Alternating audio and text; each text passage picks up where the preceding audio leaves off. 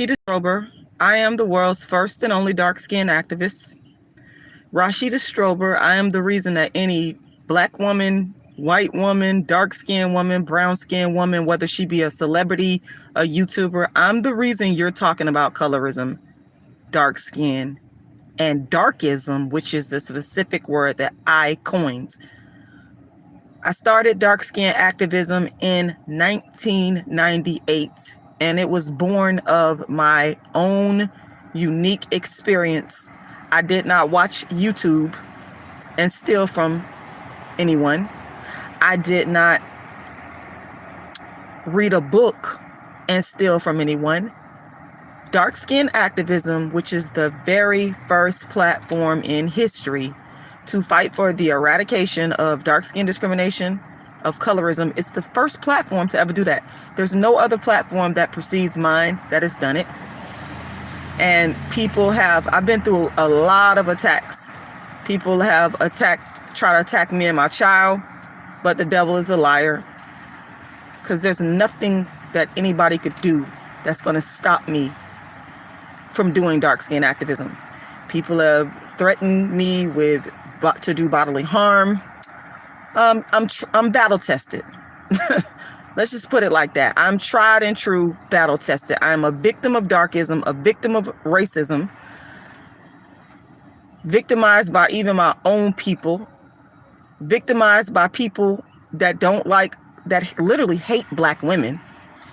And they will do anything in their power to disparage and bring down a black woman like me that speaks unapologetically about darkism, colorism, and racism. But I'm here to let you know there is nothing you can do to stop me. I'm here to let you know you can plagiarize, you can lie, you can call CPS, you can do all of that. I don't care. I'm going to keep fighting for what is right. And that's what it's going to be. And so people want to know, what's this dark skin thing all about? What is this dark skin activism all about? And by the way, and I have to repeat certain things because people are constantly lying. Dark skin activism and dark skin activists, those are phrases that I created from my own brain. Dark skin activist trademark belongs to me. It is my legal intellectual property. We're going to get that cleared up, and I will say it as many times as I need to. You will not, and I'm talking to anyone that thinks that they're going to disparage, downplay my creation and me as the originator, you're not going to do that. I'm going to continue to fight against that. Now, some of you've asked me questions about, well, why do you do what you do? And I try to give as much as a backstory and the history as possible, which is why I'm constantly speaking out. They want me to be quiet. They've done everything they could do to shut me down, including channel hackings and all of that. And none of that stopped me. Battle tested, still here. I ain't going nowhere. There's nothing you could do. And here's the thing here. Dark skin activism is not anti-white people. Dark skin activism is not anti-light skin people. Dark skin activism is not anti-anybody. Dark skin activism is a movement that was created out of a dark skinned woman's oppression and suffering living here in America. And as much as people want to lie and deny it, the facts are that when dark-skinned African women came over to this country, enslaved, the remnants of that oppression, of that slavery, we see today in America in a multiplicity of ways. And this billboard here, as much as people would like to cloak it in, you can love who you love, that people always are in denial and lying. People steal from me constantly. They take from me constantly, but then they take the stuff that comes out of my brilliant God-given mind and take it back to their bigger platforms because they don't have the originality and the thought process and the creativity to do what I do and be bold and unapologetic about it. So what they do is they go back and water it down. Well, you're getting it from the source here. Dark skin activism is not anti-anybody. What's happened in this country is that this country, America, is anti-Black women, and they show you in a multiplicity of ways. Sometimes it's low key. This billboard is actually anti-Black woman, anti-dark-skinned Black woman. And you say, why? Because what's wrong with putting a Black dark-skinned woman on the billboard with a Black man? But because of slavery and oppression and colonialism, the propaganda that has been spread has led us to believe that there is something wrong with the Black man and the dark-skinned Black woman being together. There is something wrong. And when you see this is subliminal. This is propaganda. This is manufacturing consent. Shout out to Noam Chomsky. I like that book. He's right on that. Listen, knowledge comes from anywhere. Black, white, purple, green. If you're telling the truth, I'm going to give you credit for it. And then call you out if you're not telling the truth. But this is a part of the manufacturing consent, and I don't steal from other scholars and intellectuals. That's why I mentioned Noam Chomsky's name, because that's where I got that manufacturing consent from. This is the manufacturing the consent that it is okay for the Black man to not be with the Black woman. That is called the destruction of the Black family. That is called genocide. And I, as a Black woman, am supposed to be okay with that. I, as a Black woman, am expected to praise it when it's going against my very livelihood, nationhood, womanhood, family structure. I'm supposed to be okay and go along to get along and not say anything and accept it. That's what weak people do. Their minds, and that's the problem here. There's so many people that are so weak-minded when it comes to certain social issues that they will allow themselves to forget where Black people, where we come from. This is artificial over here in America. Black people under slavery and oppression, and the African Americans that came of that, it's not natural, people. Get mad all you want. I don't care. I'm telling the unadulterated, raw truth. What is wrong with a Black woman wanting to be with a Black man? What is intrinsically wrong with a dark-skinned Black woman wanting to be with a dark-skinned Black man? Because let me tell you something. In Africa, before any of the invaders came in, whether they be of European descent, whether they be Muslims, I guarantee you that Black men were married to dark-skinned Black women. And I would be willing to put up every asset that I have, and I don't have much, but I'll put it on the line here,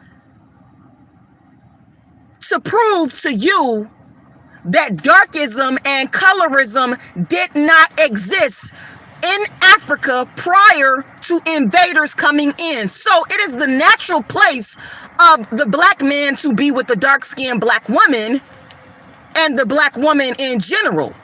That's natural. Human beings are the ones that are creating the problem. Human beings are the ones that are forcing their will on other human beings and creating unnatural environments. I like to liken the processed foods. Compare the processed food to our unnatural state here in America as Black people. Processed foods are not natural. Human beings did that to make money, for various reasons, which a lot of them are not ethical. A lot of them are not righteous. When the answer to the diseases, the cure for the diseases, the cure for every issue that we literally have in terms of our functioning as a human being is going back to eating the natural foods of the earth. So why can't I be upset as a doctor? And the thing that makes me upset, the most upset, is people don't feel I have a right to be upset. Well, you don't determine how I feel. It's not up to you to determine how I feel about my situation as a black woman in America and the aggregate of black women in America when it comes down to our marriage and dating choices, when we know that this system has completely and utterly destroyed or tried to destroy the black family. That's a fact. I don't even need to argue with nobody about that. I don't argue with fools about facts. Everything I'm saying is the truth. I'm done. If you want to support my work, you know what to do. I'm in a legal battle right now. And I want y'all to make sure, because I'm going to keep on fighting. I'm going to keep fighting. I'm not going to allow anybody to violate me illegally. It's not going to happen. I'm going to keep fighting. And I want you to join in on that fight with me. Those of you that understand, because some people, it's going to take them years to generations, to undo the brainwashing and the propaganda. You're screwed up. But for those, I'm talking to those that understand, that get it. Go to my Cash App. $rashidalala. The Cash App is $rashidalala. $rashidalala. You can go to my Cash App and make that donation. You can also go to my PayPal, which is icecreamladydream@yahoo.com. Once again, icecreamladydream@yahoo.com. You can also go to my GoFundMe. My GoFundMe is, just Google Rashida Strober GoFundMe and it's going to pop up. Go make a donation. Don't sit here and enjoy my content and learn from my content and knowing I'm telling you that I'm the dark-skinned activist that's really been fighting against darkism for real. Y'all need to support that. Cash App, once again, is $Rashida Lala.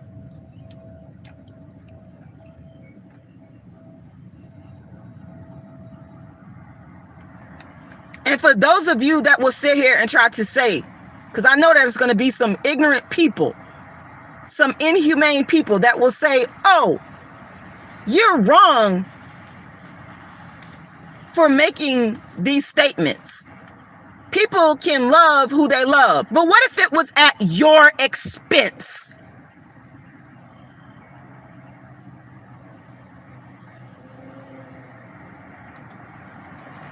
See, until you walk into the shoes of a black woman, of a dark-skinned black woman, you cannot tell me how to feel.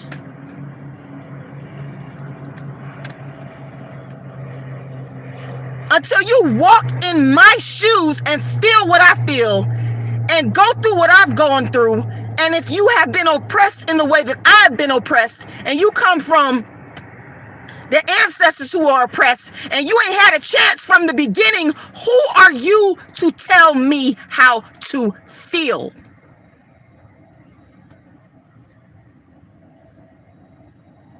But because you're engrossed in your privilege, you cannot feel and understand the sufferings of another human being because you're so caught up in your privilege. That is the problem. The oppressors will never be able to feel and humanize the oppressed. They'll never be able to do that. They're not capable of doing that. So then they'll cloak it in and try to turn around and call me racist. No, ma'am, no, sir. Dr. Claude Anderson, I do like when he talks about, he's the first person I heard to say that black people cannot be racist because we're not in an economic position. We're not in a political position to be racist. And even if we were, black people of African descent, we don't have it. History has proven that we don't have it in us to be racist. There's not a black person I know that have ever taught their children to hate other people. We don't do that. So save that shit. You just don't want me to be upset about the fact that I am oppressed and I am seeing my black men taken away from me at every angle. Well, you're not going to determine that. You're not going to control how I feel. That's not going to happen. That's another form of racism, another form of darkism, and I'm going to speak out against it. The Cash App is $Rashidalala. Once again, $Rashidalala. Make sure y'all like this video. Make sure you share this video, because everything I'm saying needs to be heard. I started dark skin activism back in 1998 because I wanted to repair, think reparations. I wanted to repair the relationship between the black man and the dark skinned black woman. I said the black man and the dark skinned black woman. I said the black man and the dark skinned black woman. Because guess what? Slavery has destroyed the relationship between the black man and the dark skinned black woman more than in any other type of relationship. Why wouldn't I want to repair that? Why would I want to be out here hating against my own black men? That makes no sense to me. That's why I keep fighting, and I won't stop fighting. The Cash App is join me in the fight, because I need to continue to raise funds for the legal expenses that I have incurred and I continue to incur. Go to my Cash App right now. Don't just listen to me talk.